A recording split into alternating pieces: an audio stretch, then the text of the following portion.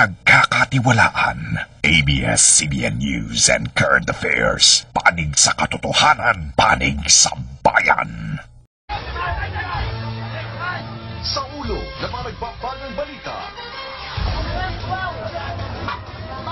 Dadang bakasyonista tuloy sa pagdagsa pabalik ng Metro Manila matapos ang mahabang bakasyon.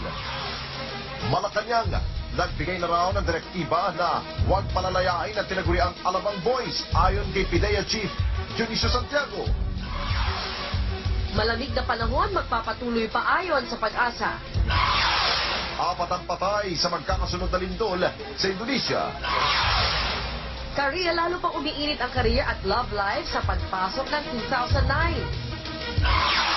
Angel of Sin, inisa-isa naman ang mga sexy leading men para sa kanya.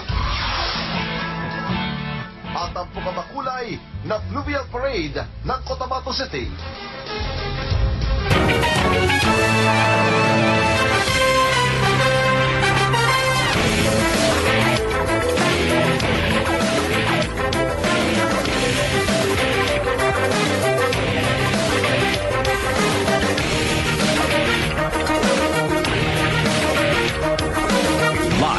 Mula sa ABS-CBN News Center, Manila, ito ang TV Patrol World!